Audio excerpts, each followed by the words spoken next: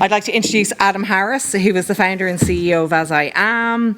He founded AsIAm based on his own experiences growing up as an autistic person in Ireland. He was appointed to the Irish Human Rights and Equality Commission as well, so we'd like to extend our congratulations to Adam. He has sat and advised many government consultative and policy committees on disability rights and inclusion that have shaped national policies for a more inclusive society. His work has positioned AsIAm as a cornerstone of autism advocacy in Ireland, driven by the belief that Ireland must become a country in which every autistic person is accepted as they are, equal, valued and respected. Then next up we have Elaine Teague, and Elaine is the CEO of Disability Federation of Ireland, which is an organisation with a mission to build a fairer, more inclusive Ireland for disabled people. It's a federation of over 100 organisations supporting over 200,000 disabled people nationwide.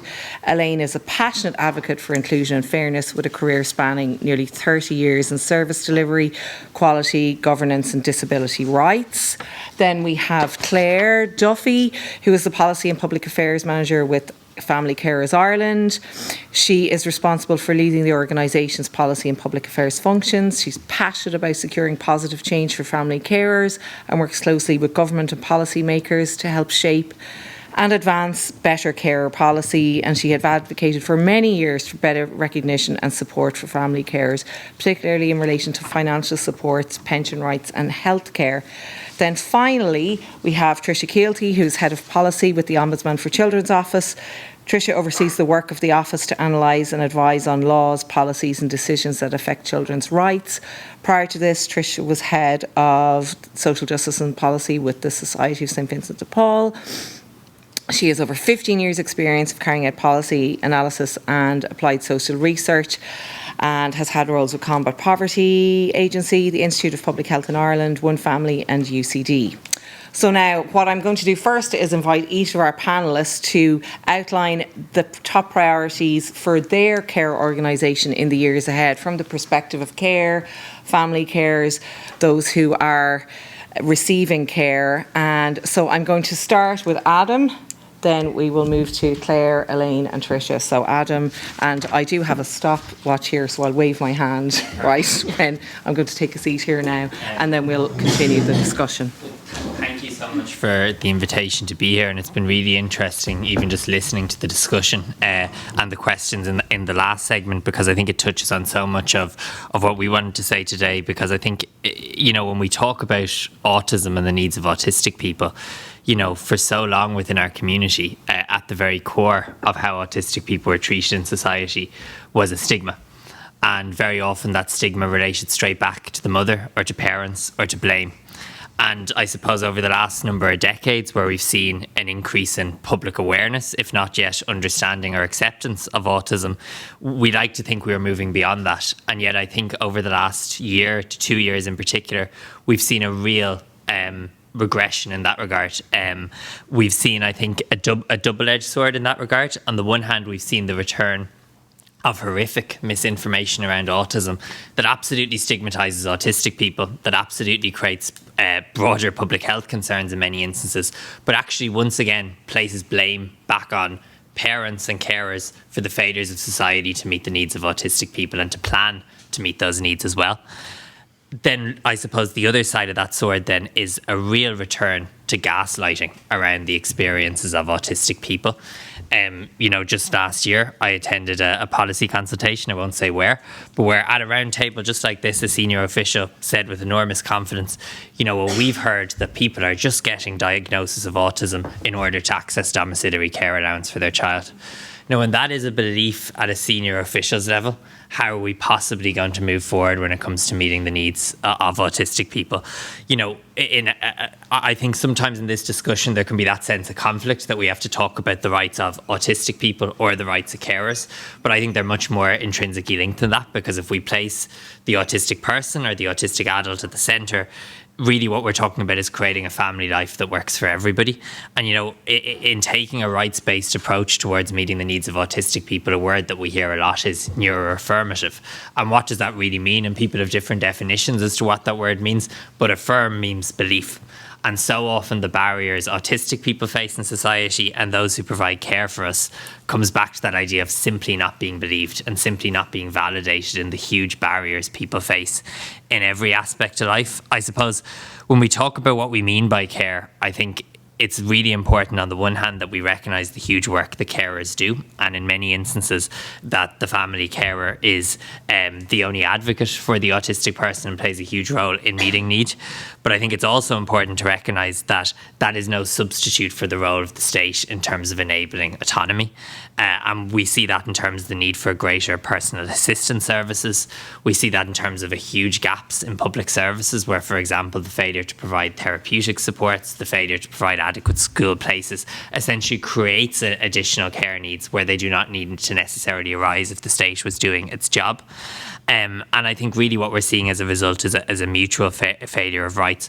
I think what's very concerning, and another example of how we see that, I suppose, mutual failure, is the fact that very often to vindicate the rights of the autistic person in terms of their right to access public services, or indeed to vindicate the rights of the carer, the only recourse families have or feel they have is to go to media. And the lack of dignity that goes with that, the intrusion on the privacy of family life is so awful. And yet very often that is what families and individuals find themselves having to do as a last resort. I think sometimes in the narrative what also can get lost is we try and neatly segment you're either autistic or a recipient of care, or you're non-autistic and a provider of care. But very often in our organisation, those we see who face the greatest barriers in society are those autistic adults who themselves are also caring for someone in their family who's autistic or who has another care need as well. And it's important to recognise that isn't just people who have a diagnosis their whole lives. We know that 90% of autistic adults are undiagnosed, have grown up in a society where there wasn't that understanding of autism. And so often if the system can be intractable for all, for those who have grown up with those experiences, it can pose even greater barriers. Equally, when we talk about, I suppose, supports and meeting the needs of autistic people in the community, autistic professionals are particularly well placed to inform that care and provide that care. So I think it's important that in our discussions we don't see these things one-dimensionally. I think that's really important. I think there are critical it is important to say that all of these failures are also leading to sticking plasters in the system, which are in and of themselves an attack on the rights of autistic people. And just two examples of that is over-medication of autistic people, often without appropriate supervision, and very concerningly, a reality where state agencies and state-funded agencies continue to promote behavioural-based approaches and so-called interventions, which are not rights compliant and which very often dehumanise autistic people and autistic experience. So I suppose just in terms of concluding some priority issues that AsIAm is looking at or working at the moment, we will launch our new strategy in January, where obviously we'll be really, I suppose, trying to set out our stall for the next 5 years, looking of course at how we can expand and the progress we want to make, but also recognising that at the moment it also very much feels like we're in a defensive positioning where it's about protecting the progress that has been made when we see very worrying shifts in the narrative. I suppose for us one of the most important issues to address is the huge link between being autistic or having a family member who's autistic and living in poverty. We were very frustrated to see the failure to introduce a cost of disability payment in the budget. We do need to definitely see the full abolition of the carers means test. And we also would like to see a scenario where the domiciliary care allowance was both increased and extended to the age of 18.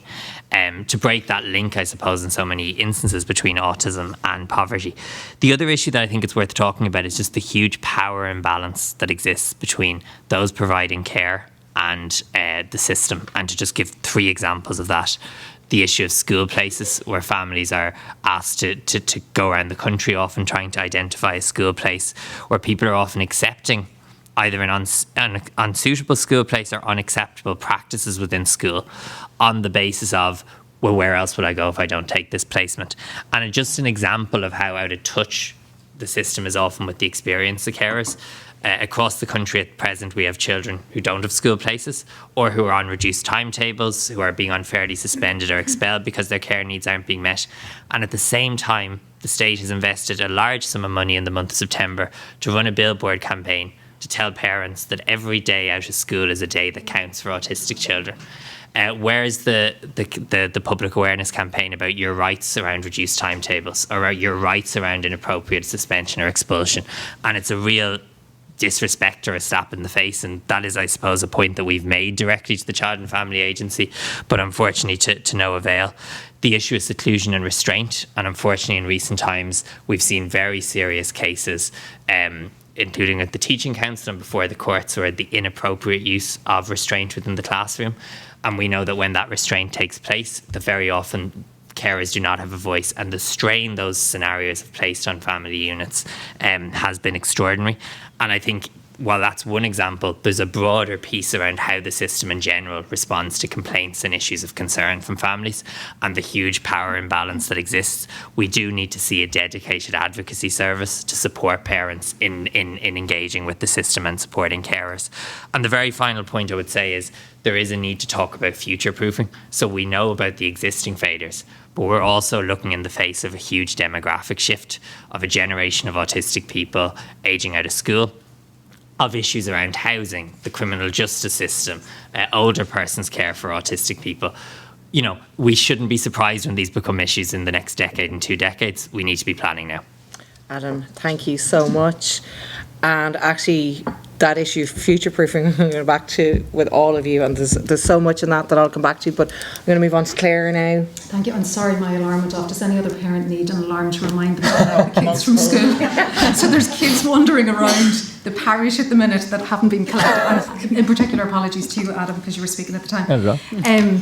When Suzanne asked us to focus on, you know, what are the priorities for care organisations in the years ahead, I kind of thought to myself, have we not done this before? It kind of felt a little bit deja vu, because if we look back to the Citizens' Assembly on Gender Equality, that was a massive purpose or function of the Citizens' Assembly.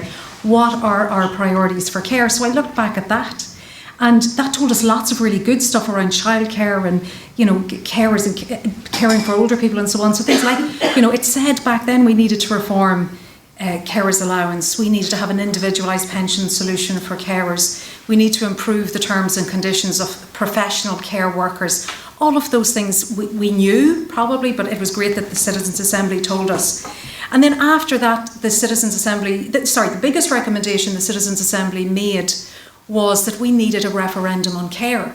We needed to relook, and again, this is like an episode of Dr. Phil for me, because, and I know I can see other faces in the room that were, you know, anyway, this is from someone who was involved in the Yes campaign for the referendum. This is actually something that has taken me this long to sit back and reflect on and probably feel comfortable enough to speak about. But the Citizens' Assembly recommended a referendum. That then went to the Joint Oireachtas Committee on Gender Equality, who said the exact same thing. You're right, we need a referendum on care, and that referendum should use wording that the state should take reasonable measures to support carers. We were all on board. But when government announced that they would have a referendum on care on the 8th of March, International Women's Day last year, we only got the wording 3 months beforehand. So already we had kind of amalgamated ourselves as a collective of groups and organisations who wanted a yes, because, you know, we hadn't seen the wording. Lesson number 1, look at the wording first. So we got the wording, and actually the organisations that had almost publicly, prior to the wording being published, said we will go for a yes, got very quiet afterwards, because we realised the word strive wasn't good enough. But afterwards we kind of gathered ourselves again and campaigned for a yes. Okay, so we knew that wording was not perfect. We knew it. But we felt that if we just got care enshrined into the Constitution, that we could use it as a dimmer switch where we could apply pressure to government gradually and improve the enforceable rights and supports. You know, that carers would have a right to supports, enforceable rights, a right to things like respite, a right to an adequate income, you know, a right to all of those things that carers so deserve. So we acted in good faith, but we let carers down because the wording was not strong enough. And actually the referendum itself was a massive lesson to, I can only speak for myself and others in Family Carers Ireland. You know, we thought we were doing the right thing, but we sold carers short. We weren't ambitious enough. So that's the big lesson for me. You know, we look at what are the priorities for care organisations in the years ahead. It is be ambitious we settled for too little for you guys. We thought we could, work with it. That was wrong. So the first thing I just want to say before I kind of get into the specifics is the biggest lesson that I have learned from the referendum is that it is the people we exist to serve as care organisations that need to set the agenda, not people like me who have worked in the sector for close to 20 years and think we know better. So that's number one. So, and I have to say that in the 18 months that have passed since the referendum, that is embedded in me now. It's not what I think, it's not what Family Carers Ireland think, it's what carers think. So in terms of the lesson, without going into the specifics, what are the priorities for us as Family Carers Ireland going forward? And it is that we need to be bold in our ambition for carers. Sometimes when I write policy documents, I think I'll write this kind of halfway between our perspective and government, and we'll try and meet in the middle. It's probably really unreasonable to ask for the abolition of the means test. So let's meet them in the middle. Let's look for the income disregard to be increased over time. And that has worked, by the way, with the means test. But actually, why not shoot for the stars? And we need to shoot for the stars more often. We achieved so much during COVID. You know the old episode of Little Britain where computer says no, computer says no, computer says no. During COVID, the computer actually was reprogrammed to say yes. Mm-hmm. And I think we can do that more and more often. So that's the first thing, be ambitious. In the same way that we use the language of sláinte care so frequently and right care, right place, right time, we and the people, the family carers, people who need care equally deserve that right care, right place, right time. If and when we want it, we need to know that it will be there. And as this lady spoke about, it simply isn't. Again, Adam and Elaine and other people working in the disability sector so brilliantly use the mantra, nothing about us without us. We need to adopt that more in the caring sector as well. And we need a cohesive voice. Again, one of the massive lessons for us with the referendum was we lacked a cohesive voice. Instead of being united around a common message with older people, people with disabilities, carers, we actually were disjointed, and that became so apparent. And was one of the things that was most hurtful, I think, during the referendum, was that disjointedness. And you said, Adam, you felt that, I have felt it, and we need to reconvene, reconfigure ourselves and actually have a united voice. Because believe it or not, we're all on the same page, and that tension between caring and disability or older people, it shouldn't be there. It was mentioned earlier by Mariana, and the quality of the services that we can provide are fundamentally dependent on the quality of people who are providing them on our behalf. So Family Carers Ireland, as well as being the National Advocacy Service for Carers, we are also an employer of hundreds of workers, brilliant workers who go into people's homes to support them. And actually, it's this language of improve the terms and conditions. We need to champion the rights of the carers who go into your homes and my home and support the people who we love the most. So the word of champion. We need to hold government to account. We accepted the word strive. We shouldn't have. We should have expected more. We should have challenged them. We did challenge them. We did. But they beat us. They beat us. And we definitely need to hold government to account. And then finally, we need to be chameleons of care. And by that, I mean, care is not stagnant. It is dynamic. It is ever changing. The care that, other people need is not the same as the care I need. And we need to stop thinking of care as this one model, and we use people-centred care, and we use all of those things, but actually it is so fast moving. And again, in the same way during COVID, we became inventive. We shot for the stars. We did things we didn't think possible. We need to think of care in a very different way. And I don't like thinking of AI and all of that, but actually being more clever with what we can do and thinking outside the box. So I will leave it like that. As I say, it's like an episode of Dr. Phil here. This is the first time I've ever spoken about the referendum, and I can see lots of faces that were equally scarred. But it is to say we thought we were doing the right thing. We thought we were bringing care. We thought we were going to get care enshrined in the Constitution. And it didn't work like that. And sorry, the final thing I want to say is the overwhelming rejection of the care referendum was not a rejection of care or its importance. It was the society telling government, that's not enough, that's not good enough. We are not accepting that. So it was not a rejection of care, it was a demand for more. Thank you, Claire. And I think what really stands out for me, building on from Adam's points, it's just be ambitious.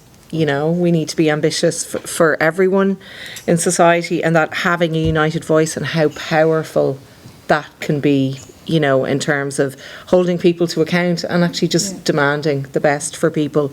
So Elaine, now I'm going to call on you to give your perspective.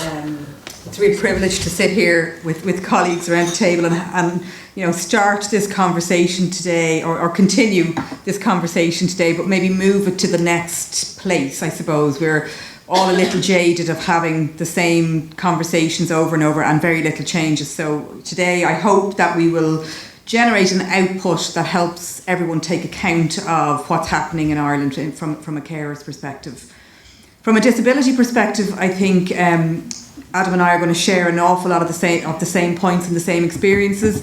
But just to say that there are 1.1 million people who identified as having a disability in the census. That is 1/5 of our population. They are our friends, our neighbours, our colleagues. They are people that we meet on our street every day. They're our customers.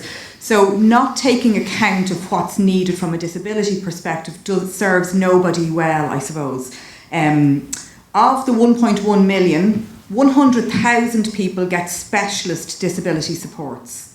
So that leaves 1 million people who aren't in the residential, respite, day service, clinical services type supports.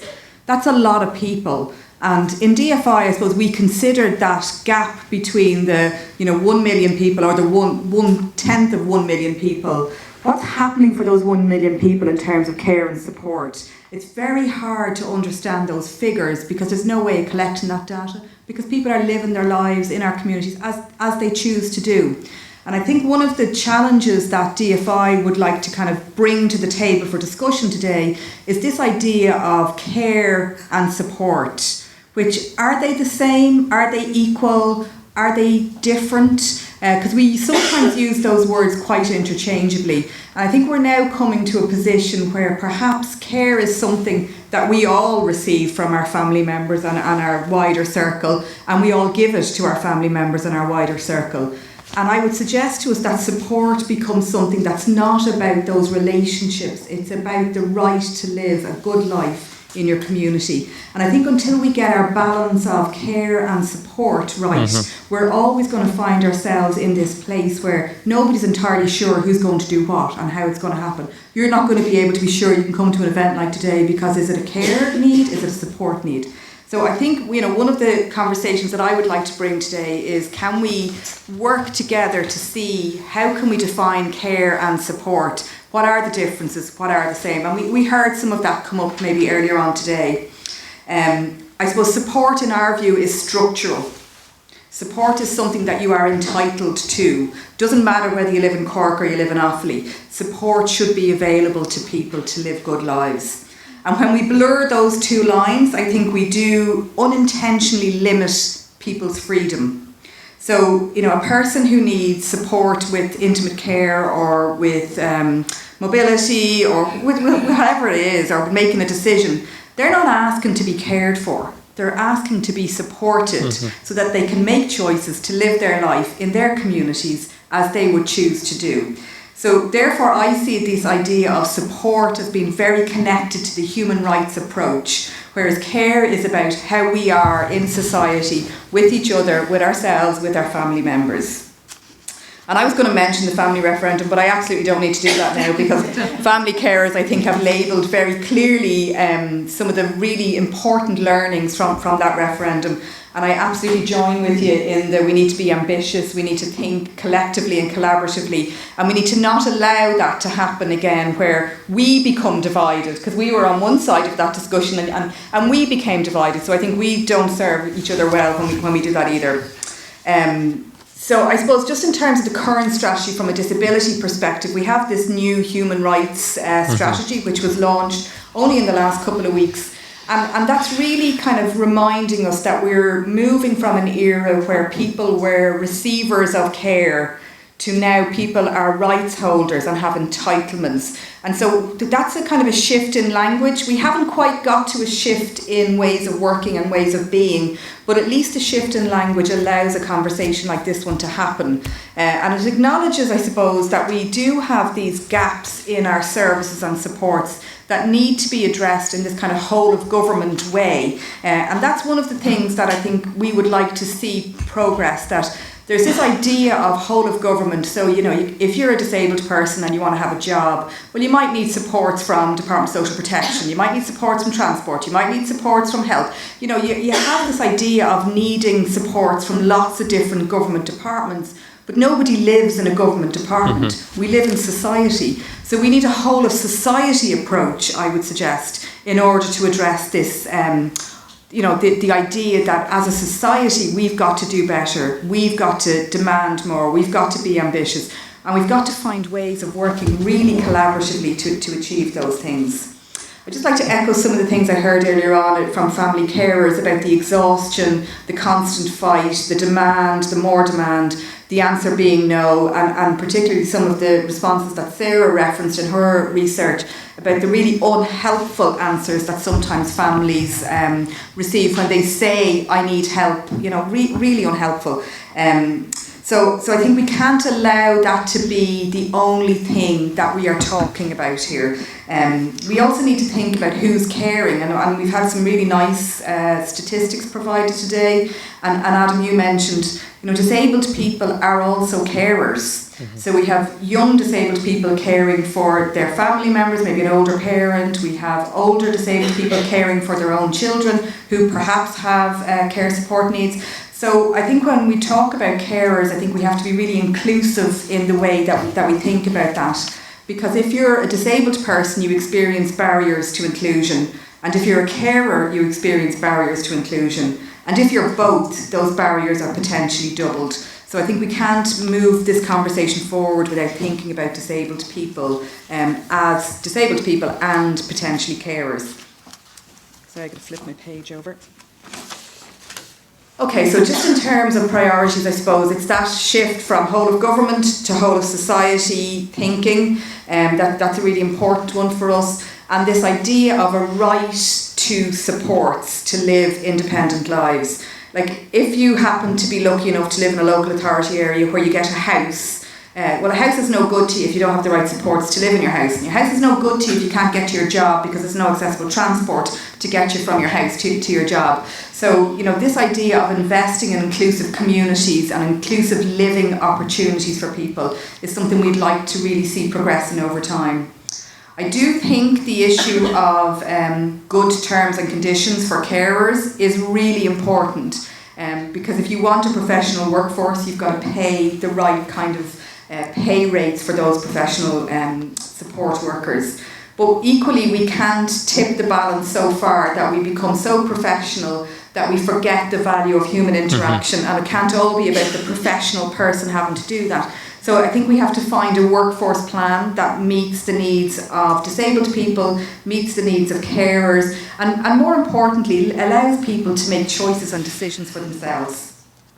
And finally, I would say that co-design is the answer for many of these things, that sitting at a table like this, we need to be able to pull our elbows in and make space for more voices around that table, so that we're not designing for, we're designing with, we're thinking with people about what's going to work for them.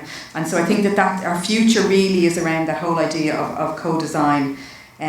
So ultimately, I suppose this conversation for me is about what kind of a society do we want to have, what kind of a society do we want to live in, and how do we want to see support needs or care needs, and how can we collectively and collaboratively shape some of that discussion. So thank you. Thank you, Elaine, for another very thoughtful input. And that whole, I think, just that whole of society approach is, we always talk about, joined up government policy, but actually what do we as a society want? As Adam pointed out, there's people leaving school now who'll be entering the labour force, doing all those things, looking for a home. What does the future look for them, and how do we see the future for them? So finally, I'm going to invite Tricia to make the contribution on behalf of the Ombudsman for Children's Office. Thanks a million, Michelle, and good afternoon, everyone. Delighted to be here. I've really enjoyed listening to all the conversations throughout the day, and really happy to provide kind of a child rights perspective on this conversation. I suppose I'm going to take kind of a broad view and definition of care. I suppose when I'm speaking about care, I'm thinking about the state's obligation to care for children, protect and promote their rights. The Ombudsman for Children's Office was set up 21 years ago, and that didn't happen in a political or social vacuum. That was on the back of a decade of revelations about the abuse and neglect of children. And since then, Ireland has become a much better place for children. We've had the children's rights referendum, we have Children First, we have TUSLA set up. And I think if you look at stats, Ireland is a good place to grow up and be a child for most. But I suppose when we're thinking about it, it's how those marginalised children, how the children who are left behind are cared for. And unfortunately, we're seeing a backslide in most of those areas. So if you look at poverty, children growing up in poverty, that's going in the wrong direction. We've 1 in 5 children experiencing enforced deprivation, and those children consistently live in households that are one-parent households and households where the child has a disability or they live with a disabled family member. And that's consistent through all the data that we have. If you think about the number of children growing up in homelessness, in 2019, the Ombudsman for Children's Office published a report called No Place Like Home. At that time, that was a consultation with children growing up in family hubs. At that time, there was just under 3,000 children living in emergency accommodation. It's now 5,228. If we think about children growing up in direct provision, again, we did a consultation with children growing up in direct provision a couple of years ago, and again, those numbers have increased. They're staying there longer, they're living in extreme levels of poverty, and now we're living in a context where there's growing anti-immigration sentiment, which is impacting children who are both migrant children, asylum-seeking children, and that's impacting their rights and their right to non-discrimination. It's also impacting children more broadly, where they're hearing more extreme views and how that's impacting their ability to navigate the world. I suppose we also have children who are carers as well, which is being mentioned as well. 67,000, I think, is the figure. And we also have continuing issues around discrimination facing our traveller children and growing anti-LGBTQ+ sentiment as well, which is impacting children and young people as well. I don't want to be very, very negative, but I suppose this is the point where we're at now at the moment, and there is a huge concern there about a backslide on rights more generally in the global sense, and what we can do as a country going forward. So if I talk about what for the Ombudsman for Children's Office, we published our strategic plan in May, and the number one goal for us, and if we're talking about ambition, is to push for the full and direct incorporation of the UN Convention on the Rights of the Child into domestic law. So that's our number one goal going forward. And for us, we think that's the shift that's needed if we are to uphold children's rights, if we are to care for every child that is here and growing up in Ireland. We need to change how we develop policies, we need to change how we implement policies, and we think by fully and directly incorporating the UNCRC into law, that will give the necessary changes that we need. It's not about the firefighting or the reactive nature of policy, it's about a proactive approach, that we're bedding rights in at the start and that we're changing the culture. And this isn't something that is impossible. Scotland have done it, Norway have done it, and this is for us, if we are going to address the issues that are facing children, the firefighting that's going on, whether it's children growing up in care, children in direct provision centres, we need to fundamentally change how we develop policies and legislation. We want a much more child-centred approach that really puts their rights, their voice at the centre of how we do things. So I think if we're talking about what we want to do and our ambition, that's where we're at the moment. So I'll leave it there for now. Trishi, thank you so much. I think that really brings it all, because we all spoke about rights, and Elaine spoke about the shift of moving to people now being rights holders, and we're trying to shift so that people have an entitlement, a right to something, as opposed to, oh, here you need a service. Now, I have a few questions. I think I might actually divide them up, if you don't mind. I might ask Adam and Tricia to speak. So I read Future 40 came out last week, and I read it with interest. And Adam, it goes to the point that you made about those children now who will be growing up, and how we are going to support them in education, employment, housing, and Tricia as well. So a lot of the focus was on demographics and the labour force and care. And in terms of the labour force, the issue that was pointed that might promote labour force participation was people aged between 65 and 69 or migrant workers. No reference to that group that's so underrepresented in the labour force, persons with a disability who are not being supported to enter it at the moment, and young people who should be supported to enter it. And then Tricia, in terms of care, the sort of the focus in it was still, again, maybe about ageing. So what would we have to do when someone reaches 65, and like, what are the bits we can do around home care?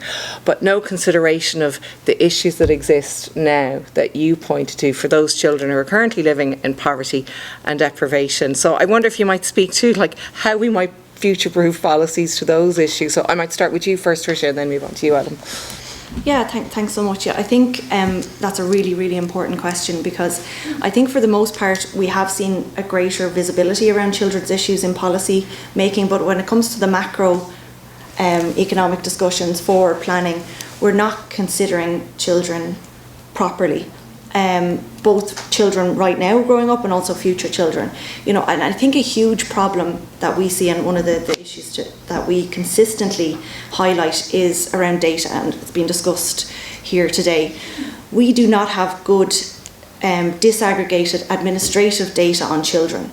We might know the number of children living in homeless accommodation, but we don't know how many of those children have a disability.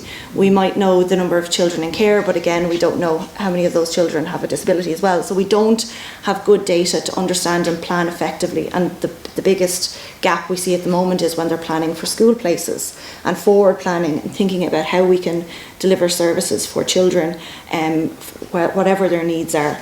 So unless we get good quality data, and it has improved significantly over the last number of years, it's very, very difficult to build policy, good policy, and plan ahead unless we have that information. Adam? Yeah, we've already talked today about the idea of nothing about us without us, but I think there's an evolution which is nothing without us. Because for so long, I think when we talked about this issue, we talked about mainstreaming and inclusion, but then we talked about services. And we're failing to see autistic people within that broader context of society. And I think that's becoming really urgent as we see that generation of people age out of school. But also very welcomingly, we see more people who are older getting that recognition of their support needs as well. So I think what's really important is that we don't just talk about disability within the context of disability, but that we ensure disabled voices are at every table, because there is accessibility barriers everywhere. And I think when we think about the shifts, some of them we can predict. So we can see in terms of housing and the barriers autistic people are facing there. But I think we can see in terms of ageing. I visited Scotland 2 years ago now and visited a nursing home specifically designed for autistic people. That conversation hasn't even started here in Ireland yet. So we can predict some of those, and some of them are about taking action now and being proactive as opposed to reactive, which our systems are so poor at doing. And disaggregated data is absolutely key to being able to do that. I think the other thing though that we need to be mindful of is some of the big challenges, some of the big setbacks on this journey. We don't even know what they are yet. Because unfortunately, I think what we see at times in this area is we start on a course and we start on it with good intention, but when the wind comes in, we're either not considered or we're just dropped down the priority list. So you look at that work that was done in the early 2000s around children's disability services. The recession comes, there's a recruitment embargo. At the same time, more people are accessing diagnosis and there's greater understanding of autism. The system literally collapses before our eyes because it's deprioritised. If we look at the COVID-19 pandemic and so many challenges, the longest school closure period in Europe, and massive challenges around mental health and isolation, but also very practical issues around, frankly, dangers families faced with going lengthy periods without support and so on, and autistic people just not even considered. And then if we look ahead to some of the challenges that are coming, and not only challenges but changes within our society, so climate change and the changes that that's going to make. So, for example, extreme weather events. If we look at, for example, the fact that we're going to have a much more diverse society in the years ahead, and how do we ensure that autistic people within other minority communities are identified and are supported? The rise of artificial intelligence, and God knows what that's going to do. So I think there's a huge piece around making sure that we're future-proofing, not just for the things that we can see, because often we're not doing that, but actually also for those things that we can't even predict yet, to make sure that, I suppose, autistic voices are at the table in those conversations as well. And that area of employment is absolutely key. You know, whether we're in boom or bust, the reality is our employment figures are not changing significantly in that regard. And I think what it speaks to is a lack of ambition, the fact that that's not reflected in Future 40. But also, again, how can it be reflected if policymakers don't have a training and an understanding? And that's what we need to see, a shift in mandatory training across the board.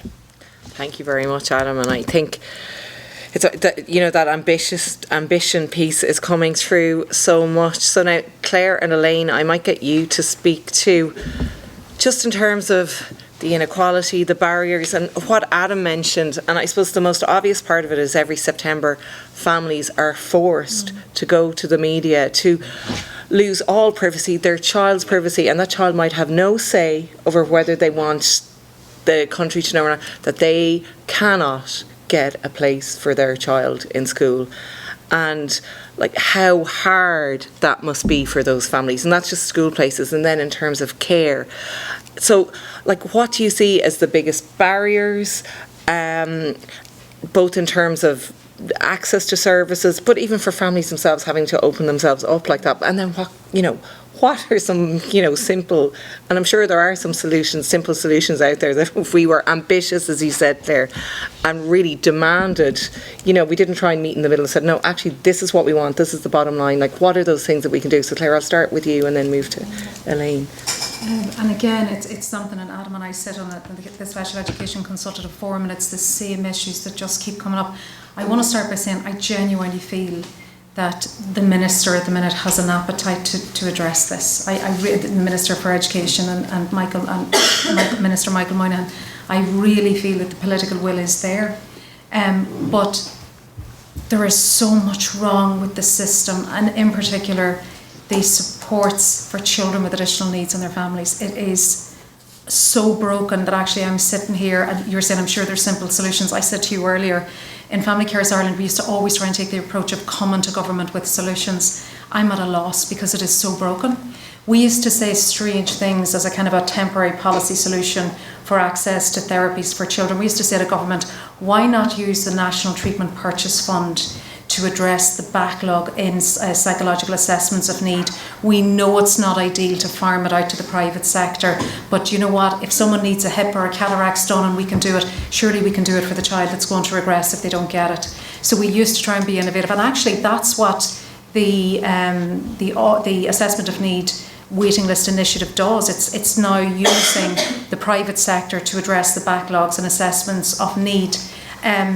So that's one thing, thinking outside the box. It's just not good enough. Again, one of the things about children, and again, I'm so conscious of my language because I'm not educated in the correct language, so my apologies. But children that are born with a disability tend to grow up to be young people with disabilities. They tend to grow up to be adults with disabilities. And yet our system, treats them like they've just been born at the age of 13 when they're due to go to secondary school, or they've just been born at the age of 18 when they're due to transition to adult services, yet we've known about them the whole way through. And it's that lack, and again, it's this language we keep using, forward planning, but it's not happening. And the data, we don't have the data. So just to bring this back to families, and the point has been made so beautifully this morning, that whoever needs care, whether it's a child with additional needs, a person with disabilities, an older person, in fact each one of us have care needs, but we don't live in isolation, we don't live on an island, we live within families. And if the person in need of supports and services is not getting them, it has an absolute impact on everyone in that family. And very often it is the parents, the carers, the family members who make the biggest sacrifices to plug the gaps in the system where the government or the state has failed, the family steps in to plug that gap. So if there isn't a special school place available, mum or dad will step in to try and plug that. You know, they're all the time plugging the system. If there's no assessment of need, mum and dad, who cannot afford it, by the way, will find the money out of somewhere. And actually that hides a lot. You know, if I pay for a private assessment, it implies I can afford it. Let me tell you, they can't afford it. There's loans coming, there's money being borrowed off grandma, you know, they can't afford it. There's all this, you know, so even there's things being hidden behind the bad data that we do have. So I don't have the answers. I don't even have the simple solutions anymore. I don't. We used to try, but all I know, and again, it's so unhelpful to restate what the problems are, but the system is so broken. I think, Michelle, you would ask about what the biggest barriers are. I think everybody around the table is going to agree on this. We had the budget about 5-6 weeks ago, whatever it was, and actually a lot of the announcements that were made under health and education was additional SNAs. We're going to have more SNAs than we ever had in our lives. We're going to have more clinicians than we ever had in our lives. We're going to have more people in the health sector. We're going to have more this and that. I don't know where we're going to get these people to come out of. You know, I do not know. Is it robots we're going to get into the system or what? So it's ideological, and the funding might be there. And I genuinely believe that funding is not the issue. People are the issue. And again, with forward planning, some of the solutions we came up with in the past was invest in our young people. You know, I know young people who wanted to study medicine, who wanted to be an OT, who wanted to be a physio, and they came from families who did not have the money to send a child to college in Dublin and pay the rent. So that child was not a physio, was not whatever. We've got to start encouraging and helping people get into the careers that we so desperately want them in. Thanks, Claire. So everything she said, you wouldn't disagree with any of that. And I do think that issue of data is an underlying fundamental problem, not just in the world that we operate in, but I think it's a wider issue. So I think one of the barriers for us is always going to be, where's your data? You know, how can you evidence that? So that's a particular challenge. And that idea that young babies are born and then they go to school and that seems to be a surprise, and then they go to secondary school and then they come to the labour market, and we're always seem to be surprised without that kind of no planning really for people in terms of future. I do think the idea of more, and we'll have more SNAs and more special schools and more therapists, takes us away from this idea of an integrated society, because it puts children on a train that says you're different and you're special and you're going down that way, and that's lovely and you'll get what you need. Your brothers and sisters are going on the train that goes this way, and your train line might never meet their train line again. So, you know, rather than thinking about we need more specialists, we actually need more in our societies and in our communities to stop this train that heads off down somewhere where nobody else goes. Unless you've got that special label, you go there and nobody else goes there with you. So I think that, you know, we've good evidence from our European partners that children with a disability do better when they're in classes with children who don't have a disability. And really importantly, children who don't have a disability do better when they're in a class with a child who has a disability. So no more specials, please. We'd like better thinking and integration. And that's difficult because the mammy who's standing at the gate saying, I need a place for my child, really just wants a place for her child. And the government respond to that kind of parental demand for more special, more. But actually, rather than thinking, are we better to pivot and think more long-term and holistic about children and their needs. And I just will add a kind of a disability-specific flavour to that, and Adam mentioned it earlier. It is that cost of disability. It is the understanding that disabled people spend more of their small income sometimes because, you know, they're limited in terms of if you earn too much money, then you lose some of the additional benefits. We've got that poverty trap. We've got people kept in, 19-hour-a-week jobs in order to not breach that threshold. And there are additional costs if you have a disability. For some people, those costs can be up to 10 or 12,000 euro a year. And the ESRI kind of thought it was somewhere around 10,000 a number of years ago. It's definitely increased since then. And again, there's that idea that you can't say every disabled person has additional costs of 13,000, because some people have additional costs of 50,000 euro a year, and some people have additional costs of 5,000 euro a year. So there isn't a one size fits all. So I think the cost of disability is one of those understood but not acted on, and we saw that play out really clearly in the budget at this time. While there was some supports for carers, and when challenged on supports for disabled people, the government ministers relied back on, well, the carers allowance, they relied on, well, we did that because that actually improves disabled people's lives, and it actually doesn't improve disabled people's lives. It is an acknowledgement of the work that carers do, a very small acknowledgement, but it's not a fundamental support to disabled people themselves. So they would be kind of some of the structural barriers that I think we're battling with. Thanks, Elaine. And look, I am going to open this to the floor as well. I just want to take one opportunity myself because you all mentioned, like Adam, you mentioned, the link with poverty as well for people with autism, and we all know the figures for persons with a disability. Elaine, Claire, you spoke about carers and how they're struggling, and then like going into debt just to get an assessment, going no further than that, but just to try and get an assessment to get a service. So Tricia, I was just going to ask you to give before I open it to the floor, just a kind of a broader perspective in terms of like the impact of that poverty and inequality on children and then throughout their lives, because we know that it stays with them. Yeah, absolutely. I suppose all the information, all the research is even a short-term exposure to poverty can have a long-term impact for children. The financial stress and strain that parents try and shield their children from, but that shame and stigma that goes along with it, and it's the same for children growing up in emergency accommodation. When we spoke with them, that was the residing kind of theme around that shame and carrying that shame, where no matter the best teachers, the best parents in the world, that's really hard to counteract. So we know as well, if you're thinking about investing, the cost to the state of dealing with the damage caused by poverty or adversity in childhood is huge.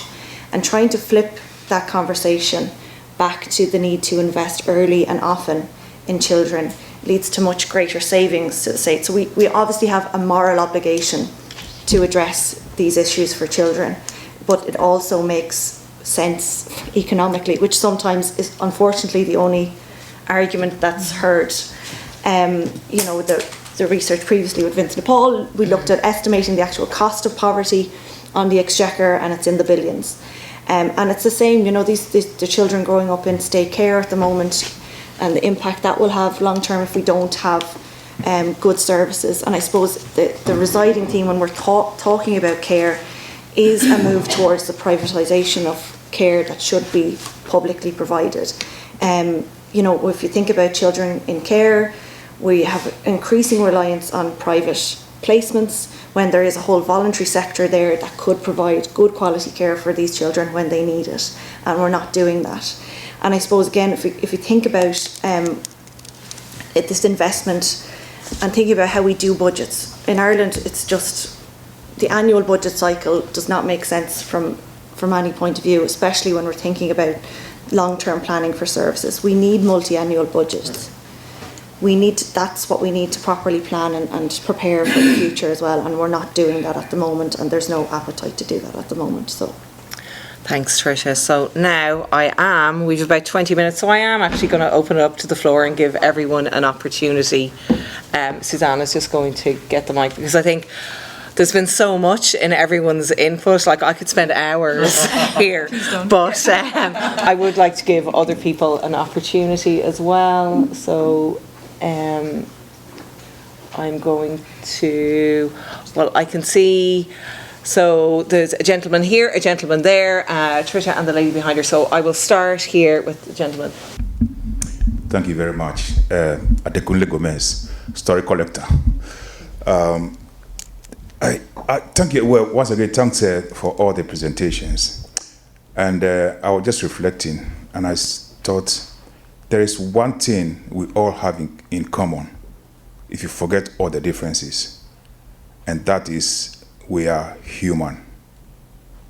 Perhaps it's just appropriate that we are having this conference in the Irish Human Rights and Equality Commission.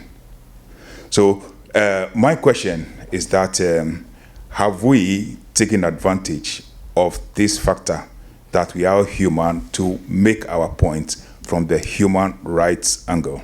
Thank you. Great. You know, I'm going to take a few together, right? So there's Tricia there, and then the lady behind Tricia, and then the gentleman there. Yeah.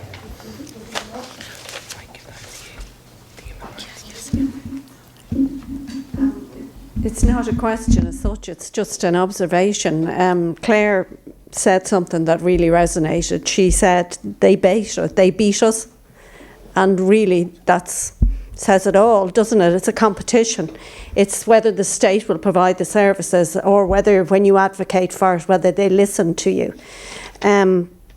Elaine mentioned co-design as the way forward, and that is really listening and having all voices at the table, and not just our politicians making the decisions for us, but really listening to the voices of all of the experts, including the voice of the lived experience. And then multi-annual planning was mentioned by Tricia, and that's not going to happen when we've career politicians. We need people with a vision that will see 5-10 years down the line through the co-design process, putting in place systems that serve us all, so that they don't beat us. Thank you. Thanks, Tricia. And just... I'm not going to bother everyone by going on my ramble, because I have a piece of paper here with the solution, so I'll come find you afterwards. So please come find me if you want my verbal diarrhea about that. But just in terms of Children's Disability Services, I would just say that the radical perspective would be that the radical perspective is to make hope possible rather than despair convincing, and that's a bit live, love, laugh, but it's the truth. It is absolutely fixable, and anyone who is trying to convince us that it's not fixable, it's not can we fix it, it's we have no choice but to fix it. And I suppose just in terms of today and kind of how that could be brought together, because there's so many great voices in the room bringing these good perspectives, we have a real issue in terms of sensory rooms being used as padded cells. And I suppose just we would, as an organisation like FUS Ireland, we would have approached some of these kind of sensory room providers and been told, oh sure, look, there's no regulation on this, there's no regulation on that. But what would be really powerful would be if a lot of organisations came together and said, code of conduct, what is a good practice? Let's all sign on to not have a sensory room that has nothing but padded walls. Let's all sign on to a sensory room that doesn't have the handle removed on the inside, because I think that would benefit everyone, because a child coming home from a school day where they've been locked in a padded cell for half of it, that's not going to be, everybody's on a bad foot, Thank you. And then just finally that gentleman at the back there, and then I'll come to the panel to respond.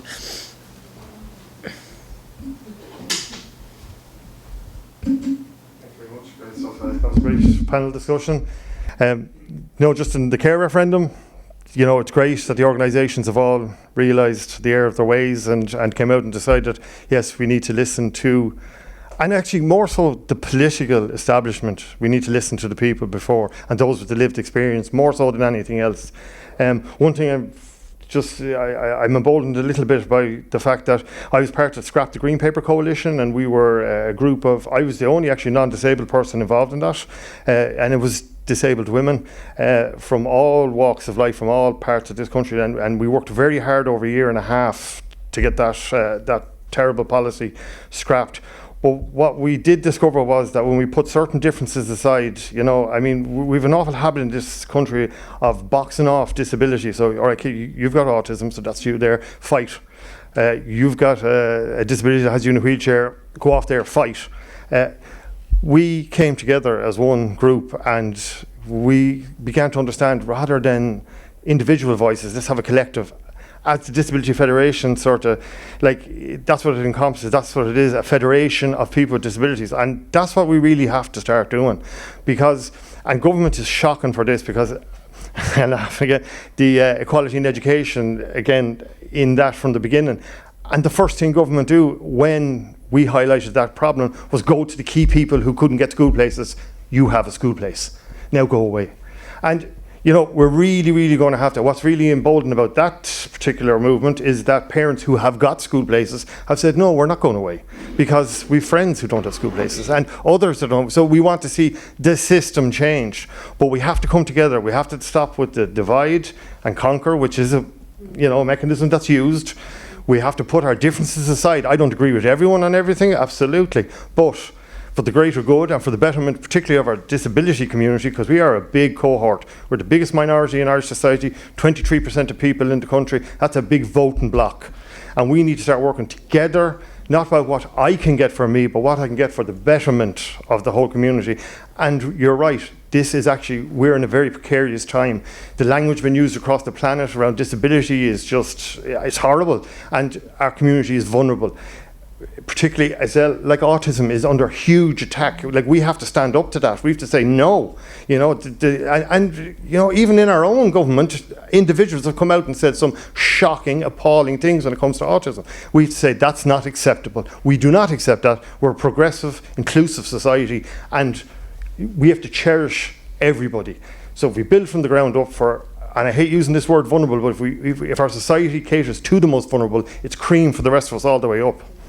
Brilliant. Look, thank you so much for those inputs. So I'm just going to go to the panel. Trish, I might just start with you first, just from the human rights perspective, and then I'll open it to the rest of the panellists.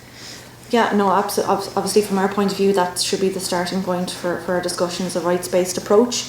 And I think what's come through as well, and really important to say, is the voice of children, but also the co-design kind of approach is really, really important, a participatory approach, that we understand the lived experience, and that's informing how we develop policies, and there's a real agency given to children from our point of view, but for people with disabilities or disabled persons, that there is a real actual, it's not tokenistic, that sometimes it can feel tokenistic, that we're really bringing people to the table where they have an input, and that's seen. Like we get to work with children on a weekly basis, and they absolutely blow your mind. Like the solutions that they come up with are extraordinary, and really we should be doing more of that. And I think for us, if we make the UNCRC or you make the UNCRPD part of your law, the state is then obliged to do that. It's not an optional add-on at the end or at some point that they may decide to do. They have to do that participatory approach.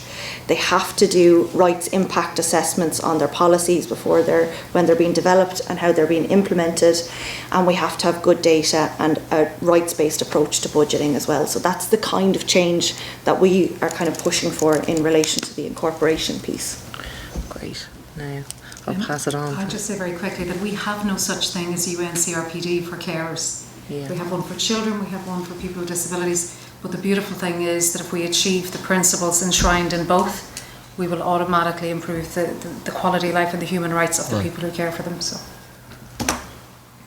oops. Sorry, thanks. So a couple of thoughts. I think we do fall victim to divide and conquer. If there's scarce resources and everybody is looking for a little bit of that pot of money. And so the only way that the government can dish it out is to give everybody a little tiny something, not enough to make a difference, but a little tiny something.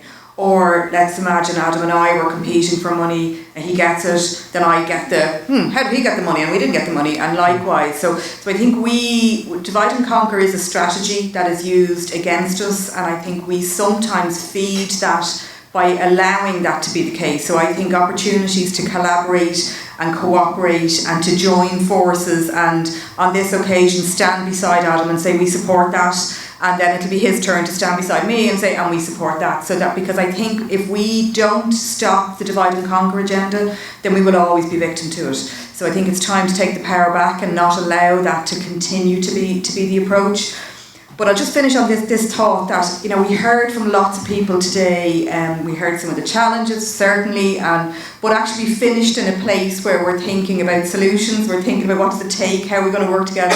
And that's one of the beauties of this kind of work that we do, this sector that we all kind of live in, is that we accept that there are hard things happening, and then we think, how can we get over that? What do we need to do about that? How can we strategise on that? So I think let's not be kind of run down or beaten down by the hardship that we experience all of the time, but find ways of allowing people to settle when they haven't got the energy to fight the fight and fight it for them, and then allow them to pick up the mantle when it's our turn to say we're exhausted from this. So, that idea of the whole of society coming together, I think if we can find a way, and I don't know what the mechanism is, but I heard today a real interest in that from lots of different people. And everywhere you go and you say these words, people always nod and go, that's a great idea.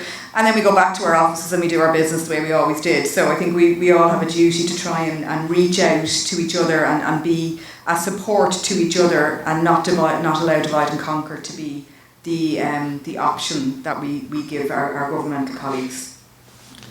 And I think I would just echo a lot of what has been said. I just want to pick up that point around the sensory room. I totally agree, and following them the last number of weeks, and obviously it's an issue that emerges from time to time, so I do think of quite a concerted piece of action is needed, because I think it's more than just that example. I think it's another example whereby we have a discussion about resource, but never a discussion about the quality and the training and the regulation to go alongside that. So I think that's an issue right across this area in so many spaces.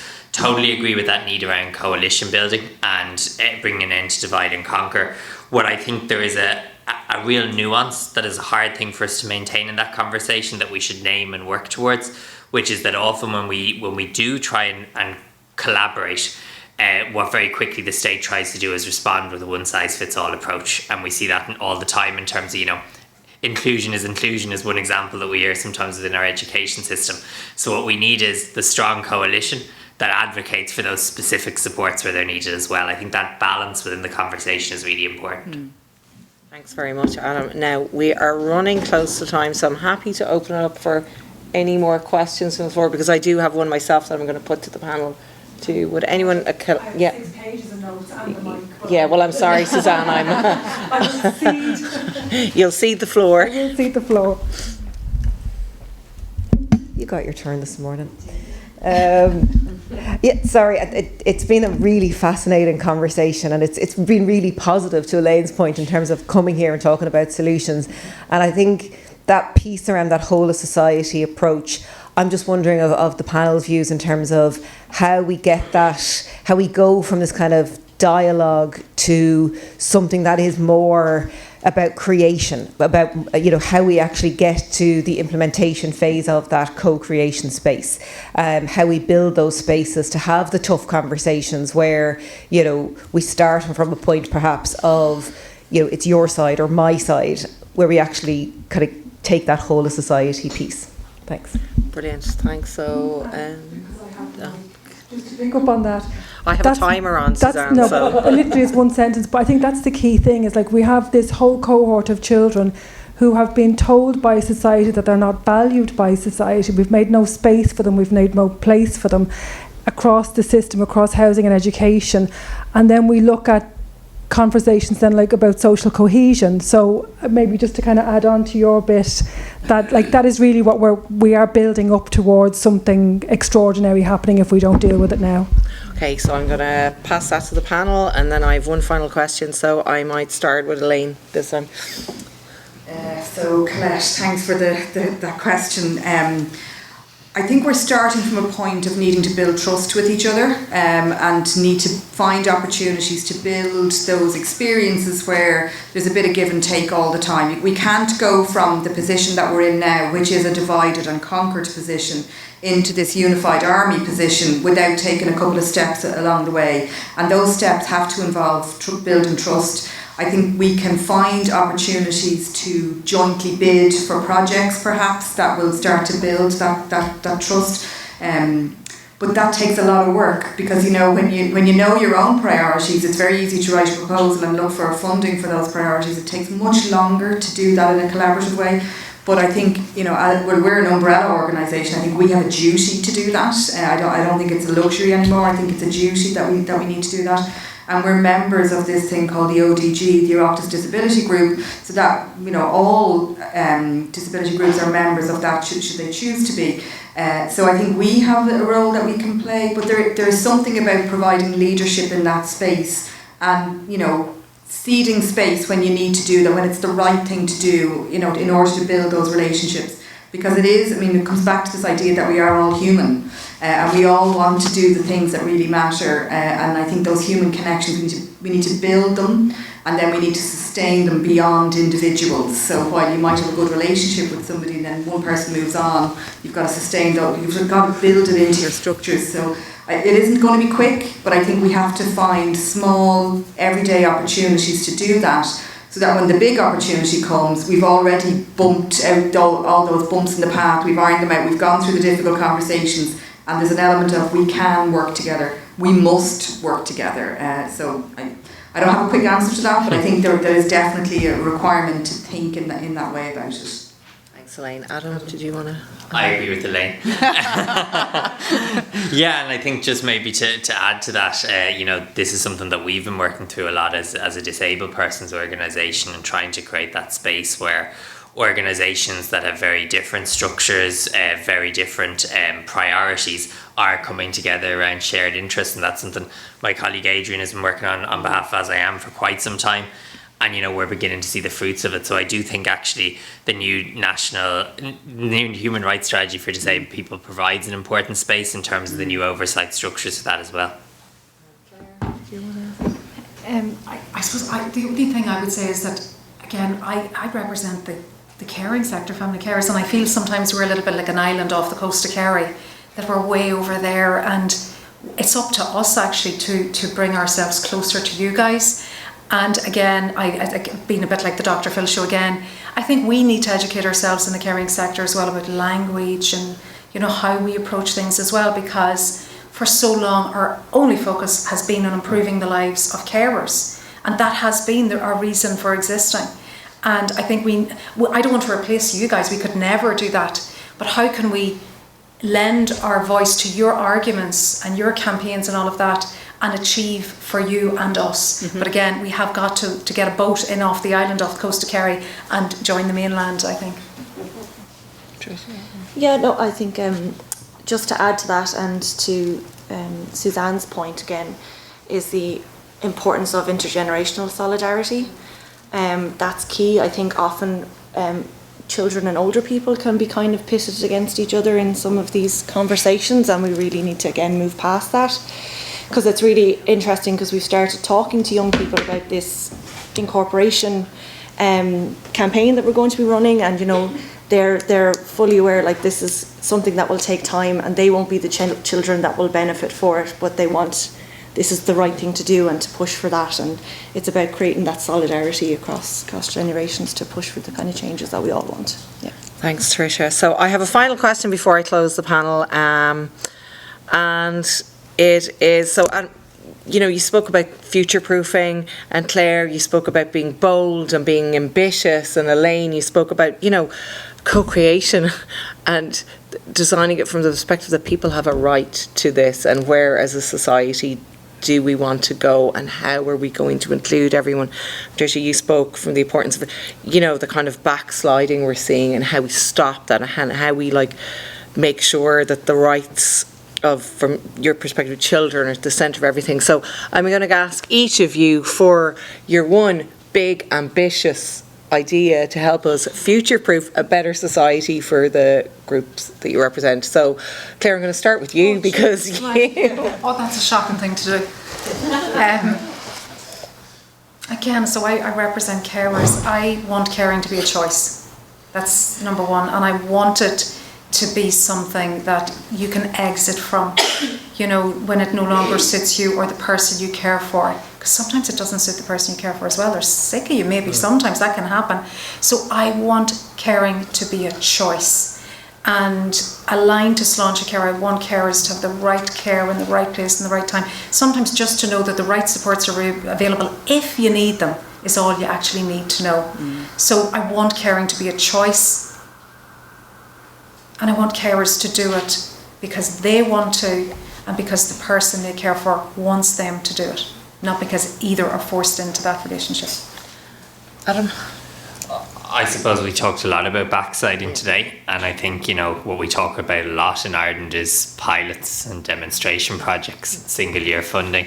I think in the context in which we're living, it's more important than ever that when we talk about what our rights, local and national legislation to enshrine them, two pieces of legislation that very much relate to care, the Disability Act and the EPSIN Act, neither fit for purpose, neither rights compliant. Increasingly we're told, well, we don't need to put these sort of rights on a statutory footing, but if they're not being vindicated when they're already legislated for, they certainly won't be if they're not legislated for. Brilliant. Tricia? I think I've already mentioned what I think the big change should be, but it's not just about, I suppose when we talk about incorporation, it's maybe people think about more litigation or people claiming their rights in court, which will be part of it, but it is a cultural shift. It's that changing how we think about doing policy, and it's baking rights in from the start, not trying to do it proactive, counter or retrospectively, or sticking past or moving away from that kind of approach. And Elaine, the final word to you. I don't really have much more to add. I think we've really, for me, it is that cross-sectoral collaboration work that's for me is the lever that we need to pull hard now in order to make this step change that we've been promised and has been talked about.